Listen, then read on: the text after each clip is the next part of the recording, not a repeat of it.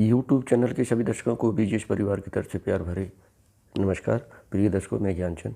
आज हम बात करेंगे त्रिफला और त्रिफला के गुणों के ऊपर। तो पेट की हर समस्या का समाधान है त्रिफला। तो सबसे पहले हम आ जाते हैं इसकी बनाने की विधि के ऊपर, फिर खाने की विधि के ऊपर, फिर उसके बाद इसके असर की विधि के ऊपर। तो ये त्रिफला है। तो त्रिफला चूर्ण है, ये बन बनाया है। इसको आप घर पे ही बना सकते हैं। इसकी बनाने की विधि क्या है वो मैं अभी आपको बता देता हूँ, लेकिन इसका भी एक नाम लेने का और बनाने का एक तरीका है। त्रिफला मीन 3 चीज़ों का मिश्रण। हरड़, बहेड़ा, आंवला। जैसे अभी मैंने बोला हरड़, बहेड़ा, आंवला, एक जैसे आप नाम ले रहे हैं उसी तरीके से इसकी रेशो होगी, अनुपात होगा। पहले हरड़ आती है, फिर बहेड़ा आता है, फिर आंवला आता है। तो अब इसके अनुपात के ऊपर चलते हैं, इसके मिश्रण के ऊपर चलते हैं कि यदि आप इसको घर पे बनाते हैं तो कैसे बनाना है। तो पहले हरड़ लो। यदि आप इसको अपने घर पे बना रहे हैं तो सबसे पहले आपने हरड़ लेनी है। यदि आपने हरड़ 100 ग्राम ली है तो बहेड़ा आपने 200 ग्राम लेना है, उसका डबल कर देना है। फिर उसके बाद आंवला आपने 300 ग्राम लेना है। हरड़ आ गई, उसके बाद बहेड़ा आ गया, उसके बाद आंवला आ गया। तो रेशो मैंने आपको बता दी। यदि आप घर पे बना रहे हैं तो 100 ग्राम आपने हरड़ लेनी है, 200 ग्राम आंवला लेना है, 300 ग्राम इसका आंवला लेना है। तो इसके घर पे पाउडर बनाने की विधि है। अब इसको खाना कैसे है, खाली पेट खाएं तो सबसे अच्छा। तो ये मैंने रात को इसको भिगो रखा है। कहते हैं कि हमेशा कोई भी चीज़, ये तो कांच के बर्तन में या मिट्टी के बर्तन, तो दोनों गिलास कप जो है मिट्टी के हैं। तो मैंने इसमें आंवला डाल रखा है, ये भिगो रखा है 1 चम्मच। तो मैं अब इसको फेंटूँगा।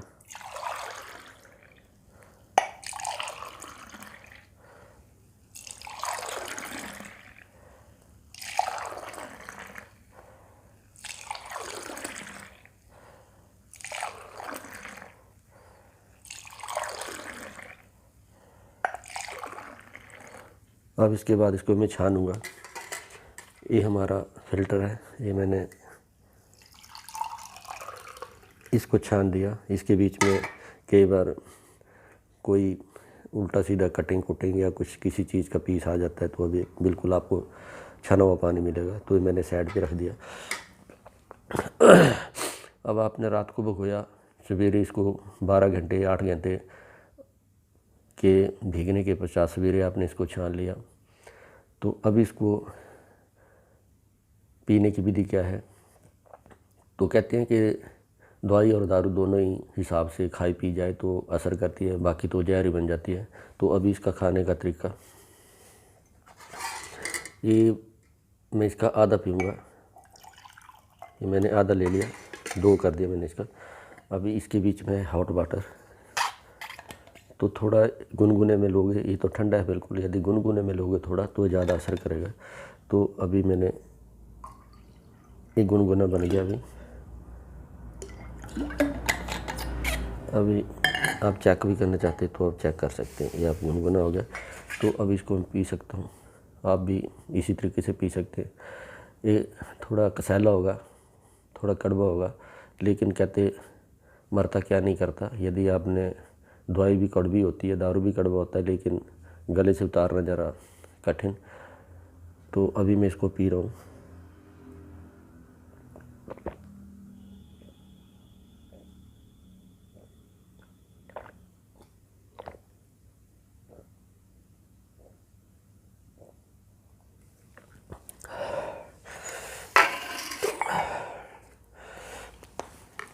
तो इसके बनाने की और पीने की विधि। तो अब पीना कितना है, तो मैंने पहले ही बोला कि दवाई और दारू यदि हिसाब से पी खाई जाए तो असर करती है। तो आप इस कहावत को भी इसमें रिपीट कर सकते हैं कि अति का भला न बोलना, अति की भली न चूप। अति का भला न बरसना, अति की भली न धूप। हर चीज़ माड़ी होती है।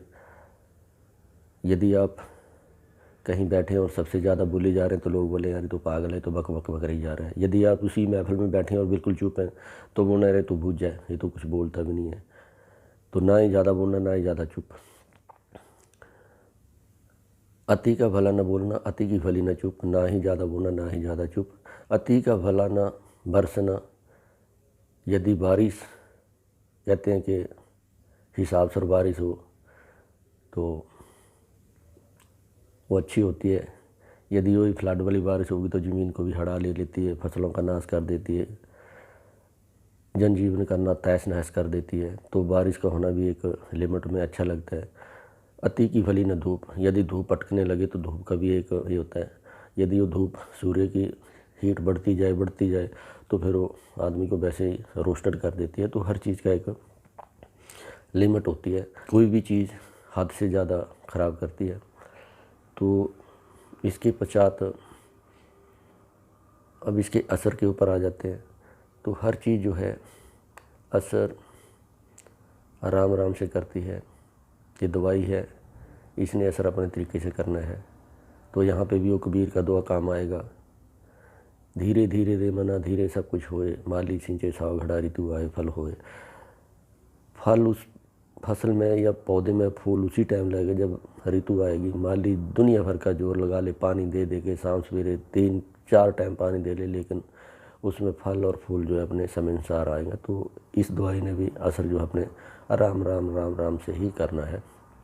तो इस चीज़ का खाने की विधि, उसके असर कैसे होता है, तो सारी चीज़ों के ऊपर गौर करना। तो कहते हैं कि असर दवाई तभी करती है जब उसको तरीके से खाया पिया जाए। तो इसको तरीके से खाओ पियो। पेट की हर समस्या का समाधान है इस त्रिफला में।